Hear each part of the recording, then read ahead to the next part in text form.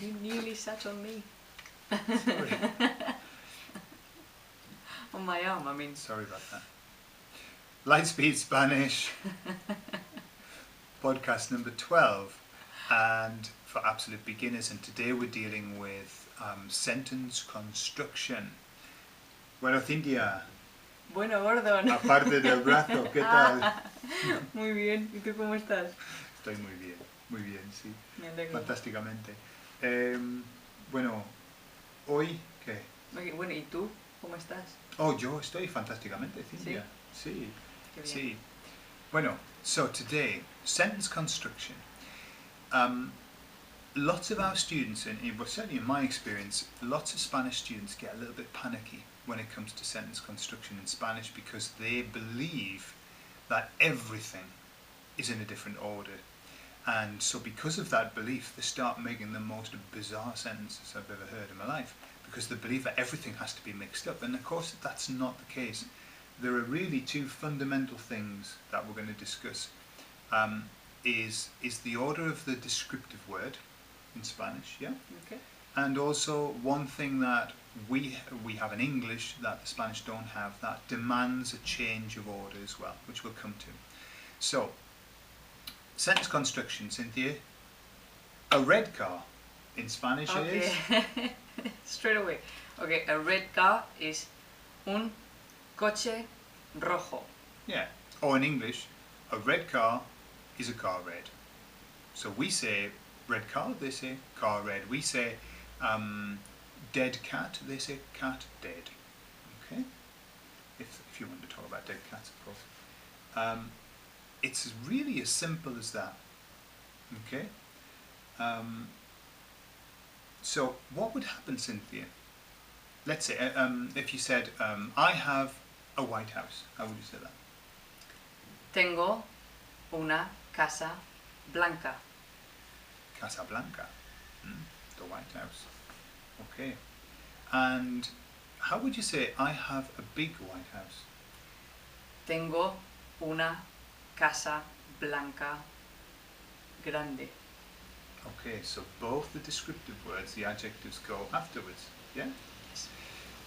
Now, what's interesting about this is that, and we're going to come to this in the next podcast, that everything in the sentence must agree. Mm-hmm. Yeah.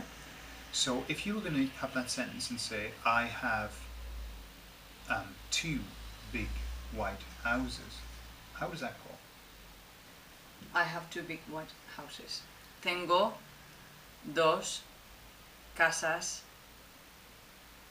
grandes y blancas. There you Or are. blancas y grandes. Yeah. So you can choose.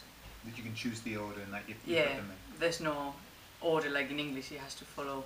In English, we do tend to have an order, don't we? Yes. We don't say white big houses. We say big white houses. Yes. Yeah. And it would Everything- sound strange if it wasn't that way. We don't have it. Way. So there you Good are. for you. That's easy, isn't it? Bad for us. Yeah. Okay. So, is there anything more to that, or is that about all there is to it? Well, what you need in the sentence is the article, Mhm. the, Mhm. or what would be the word for una, because it's not It's the same the word. indefinite article. Okay, indefinite article you call it. See? Because we have a different I'm very name good in. I'm very good at grammar. Okay, Okay. because we call it determinante, but it's not the same. Mhm. So that matches the noun. The noun is the naming word, Mhm. like house, dog, hair, I don't know, curtain. Mhm. Okay, so once you know if the noun is feminine or masculine, Mhm. then you build the sentence around it. So, for example, imagine we're talking about house, casa, and we know casa is feminine Mhm. and singular, it's only one casa, one Mhm. house, okay? So then we've got a house. Now that a has to be feminine and has to be singular. Mhm. So that would be una casa. And now, then we move into the adjective. Mhm. Adjective is a describing word. So what adjective would you like? Red. Red. Okay. Okay. Mhm. Right. if the adjective finishes, usually, if it finishes with an O, Mhm. you can make it feminine by changing the O for an A. So that would be una casa roja. Mhm. Now if we make it plural and we say houses, casas, now we have a feminine plural.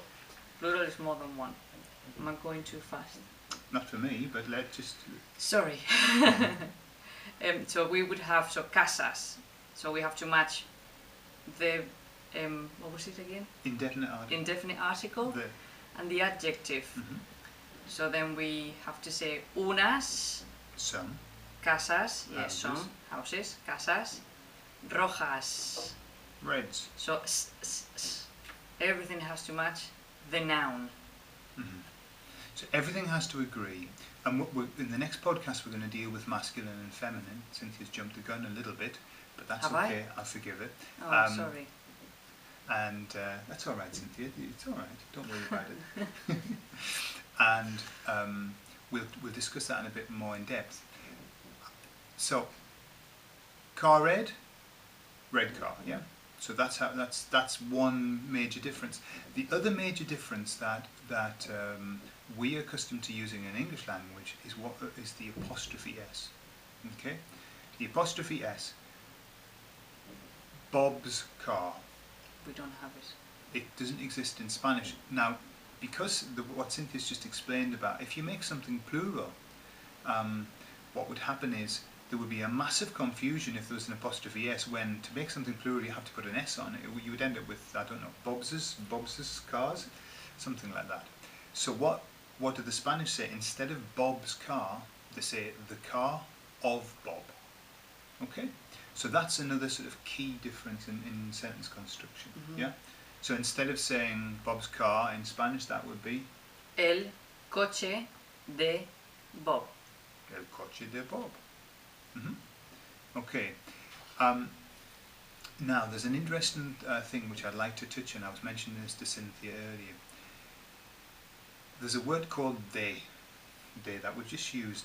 The car of Bob.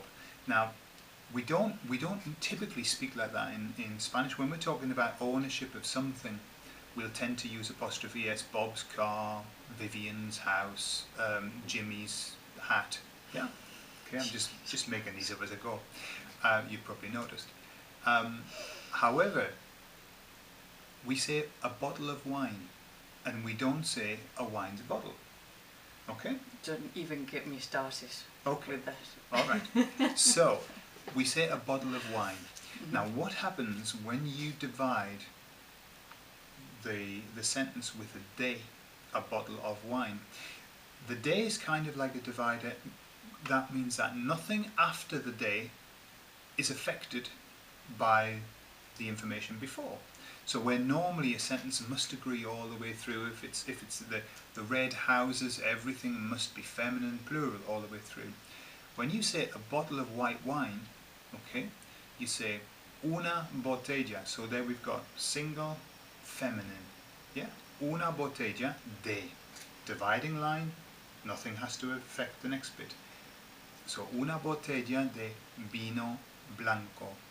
Alright, so the blanco is referring to the wine. Wine, because wine's a masculine word, el vino blanco. So you don't have to say una botella de vina blanca. Okay? But you know why that is? And why is that, Cynthia? Because we've got two sentences really. Yeah. And one has one noun, which is botella, Mm-hmm. which is feminine, and then we've got another noun, which is vino. That's right. So blanco, white, is going with vino. With the It's not wine. going. The bottle is not white; it's That's the right. wine. That's right. So it has to match that noun. So it's something that some of our students before have said, why don't you say, why isn't it vina blanca? Yeah, and it's because of this word de. De splits, just like Moses split the Red Sea. Splits a sentence. There's a metaphor for you. Okay, and so you don't need to worry. Okay, so watch out for that and listen for it when in our conversations. Yeah, remember you'll hear Moses. it. Yeah, remember Moses. Yeah. Okay, brilliant. We're going to leave that there. That's a very basic sentence construction. There's a lot more information and some examples and some tests in the handouts, the help sheets. And we'll see you in the next podcast when we're talking about gender. Okay, hasta luego. Adiós.